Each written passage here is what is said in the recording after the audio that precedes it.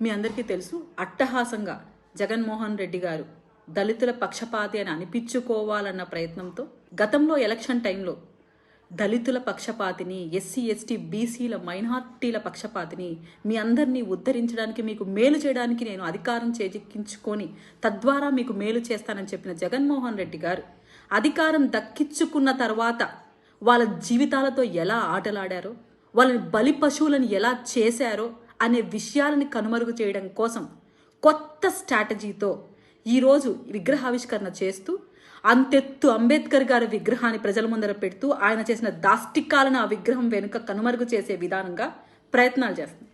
కానీ ఈరోజు ప్రజలు ఎంత కనువిప్పు కలిగించేలాగా ఉన్నారు, వాళ్ళు ఆయన చేసిన దాష్టికాలను మర్చిపోవట్లేదన్న విషయాన్ని ఒక్కసారి మనం గుర్తు చేసుకుందాం. ఒక్కొక్క మహిళ ఈరోజు బలైపోతూ ఉంటే, రాష్ట్రంలో మిస్ అయిపోతూ ఉంటే, తన క్యాడర్ చేత అన్యాయంగా ఇబ్బందులు పడుతూ అఘాయిత్యాలకు గురైపోతూ, దాంట్లో అత్యధిక శాతం మహిళలు దళితులై ఏటేటా వాళ్ళ శాతం పెరిగిపోతూ 40% పైగా అఘాయిత్యాలు జరుగుతూ రాష్ట్రాలన్నింటిలో కల్లా ఏపీనే ముందంజలో ఉంది క్రైమ్లో అని చెప్తూ ఉన్న, నిమ్మకు నీరెత్తినట్టు ఉండి అరాకొరా జరుగుతుంటే ఆగిత్యం చెయ్యాలా అనే మహిళా మంత్రులు, మహిళా హోమ్ మినిస్టర్లని తన కంచుకోటలో పెట్టుకొని వాళ్ళ చేత వాగిస్తూ తను కూడా నోరు జారే ఆ మాట అని ఈరోజు మహిళా పక్షపాతిగా, దళితుల పక్షపాతిగా ఏ విధమైన న్యాయం చేశాడో జగన్మోహన్ రెడ్డి గారు చెప్పాలి. అలాగే విదేశీ విద్యకు దూరం చేసి ఈవెన్ అంబేద్కర్ గారి పేరును కూడా తీసేసి తన పేరును పెట్టుకొని ఏ విధంగా అంబేద్కర్ గారి ఆశయాలను ప్రజల్లోకి తీసుకుపోతున్నారో, ఈరోజు ఆ బిడ్డలు చదువుకోలేని స్థితిలో ఉంటే ఈరోజు మీరు 400 కోట్లు విగ్రహానికి కేటాయించారు, సంతోషం. కానీ అదే బిడ్డలు చదువులకి 150 కోట్లు ఎందుకు కేటాయించడానికి మీకు మనసు రాలేదో, ఏ విధంగా మీరు దళిత బడుగు బలహీన వర్గాల పక్షపాతో కూడా ఒక్కసారి గుర్తు చేస్తాను. మరొక విషయం, అనంతబాబు అనే వ్యక్తి సాక్షాత్తు నేనే ఆ వ్యక్తిని హత్య చేశాను, డోర్ డెలివరీ చేశానని ఒప్పుకుంటే, అటువంటి వ్యక్తికి శాలువాలు కప్పి నీ క్యాడర్లో పెట్టుకున్న వ్యక్తివి నువ్వు ఎలా దళిత పక్షపాతి అవుతావు? అన్యాయంగా ఆ ఆడబిడ్డ భర్తని కోల్పోయి ఆమె బాధపడుతుంటే ఆమెకు న్యాయం చేయకుండా నీ క్యాడర్ని కాపాడుకునే ప్రయత్నం చేసిన నువ్వెలా దళిత పక్షపాతి అవుతావు? ఒకసారి చెప్పండి జగన్మోహన్ రెడ్డి గారు.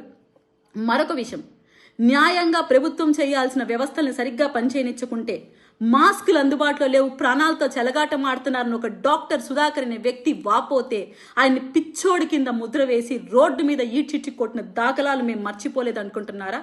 ఎస్టీ ఎస్సీల పైన ఎస్సీ అట్రాసిటీ కేసులు పెట్టి వాళ్ళని ఇబ్బంది పెట్టిన ప్రభుత్వం మీరు కాదా? ఈరోజు సాక్షాత్తు మీ ప్రభుత్వం నిలబడడానికి ఏకైక కారణమైన వ్యక్తులు బడుగు బలహీన వర్గాలు.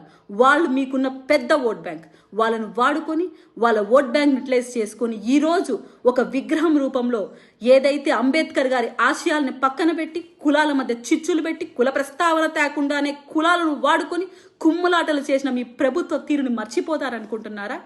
వాళ్ళకు కేటాయించాల్సిన నిధుల్ని డైవర్ట్ చేస్తూ, వాళ్ళ కార్పొరేషన్ నిర్వీర్యం చేస్తూ, నామమాత్ర పదవుల్లో వాళ్ళని కూర్చోబెట్టి, ఒకవేళ పెద్ద పదవులు వాళ్ళకు కట్టబెట్టినా పవర్ మీ కంట్రోల్లో పెట్టుకొని వాళ్ళని ఆటాడించిన మీ తీరుని వాళ్ళు మర్చిపోతారనుకుంటున్నారా?